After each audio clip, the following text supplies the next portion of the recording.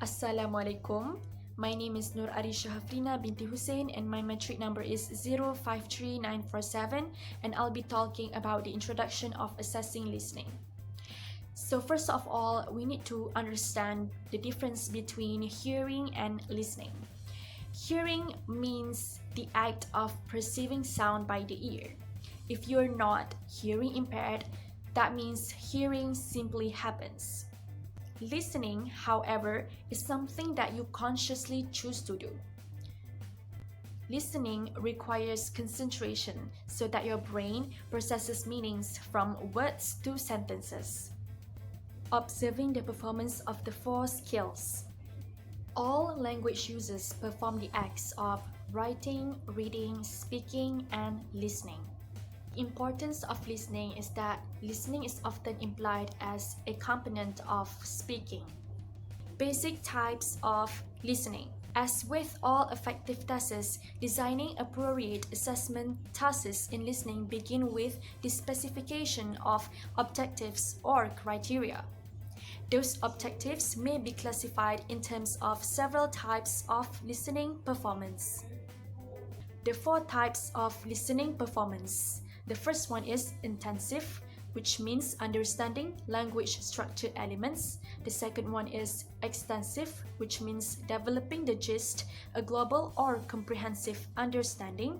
The third one is selective, determining meaning of auditory input. And the last one is responsive, which means understanding pragmatic context.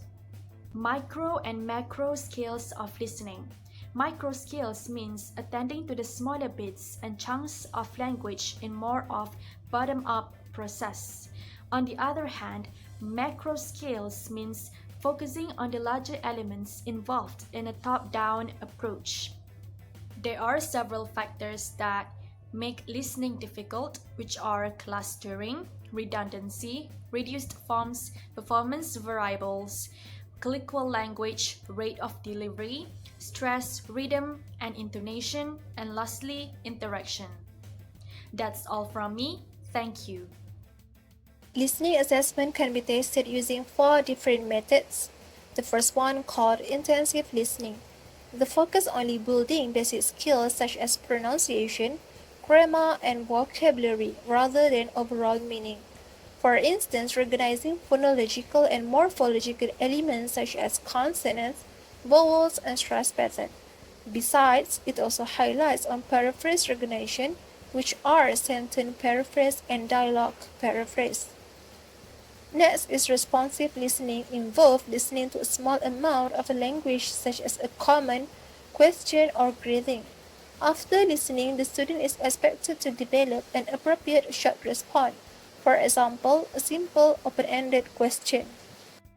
The third one is selective listening, which is students only hear what they want to hear. The situation is like when students are listening to recording consists of conversation or story monologue. They only hear for the answer of missing words and phrases in the blanks. It also can be the information transfer of chart filling or sentence repetition. Lastly, extensive listening. It involves listening to develop a top-down global understanding of spoken language. It could range from listening a lengthy lectures to conversation. The question would be in multiple choice question, short answer question, or information transfer.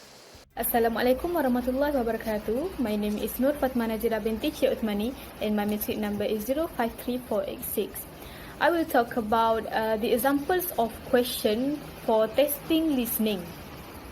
The first one, which is for intensive listening, the question would be on recognizing phonological and morphological elements, where the student would be tested to pronunciation of words that sounds the same. The first example is phonemic pair for consonant such as he or she. The second example is phonemic pair for vowels like leaf or leaf. The third one is morphological pair, which is for ed ending such as miss or missed. The fourth is a stress pattern in can't. The student will be tested for pronunciation can and can't. The second one is for responsive listening, which is contain 2 types of questions. The first question is it will have multiple answers for each question, and the students need to find the correct and appropriate way to respond to the question. The second question is open-ended question, where the students need to think of their own appropriate way to answer the question. Third one is selective listening. It has 3 types of question. The first one is listening clause, which is like fill in the blanks question. The second one is information transfer, where they would find the correct answer to put in the column. And the third one is sentence repetition. Last one is extensive listening, which is the test will be more on dictation. The difficulties can be manipulated by the length of the word, pauses, speed, and complexity of grammar. That's all from me. Thank you. Assalamualaikum. My name is IZZAH ZAHIYAH binti Abdul Wahab, and my metric number is 054383. Here, I'm going to explain factors that make the listening process difficult. So we move on to the first one is clustering. In spoken language, due to memory limitation and our predisposition for chunking or clustering, we break down speech into smaller groups of words. Second is redundancy. Spoken language has a good deal of redundancy, which are rephrasing, repetition, elaboration, and insertion. Learners can train themselves to profit from it by first becoming aware of it and by looking for its signals. Next is reduced forms. Spoken language has many reduced forms and sentence fragments. Reduction can be phonological, morphological, syntactic, or pragmatic. Next is the alternative to assess comprehension of listening in a communicative context. So for the first one is note-taking. The students can listen to what the teacher is saying and they will write down the important points or ideas. This allows us to see whether students are paying attention or not. Can they comprehend what the teacher is saying? Are they writing down the important ideas, the important point? The advantages of this is it mirrors a real classroom situation, and it fulfills the criteria of cognitive demands, communicative language, and the authenticity. And other than that, there's also interpretive tasks where the student will paraphrase a story or conversation. You can open a song or show a song lyric, open the radio or the TV or show the news, and the student will have to paraphrase what they are listening.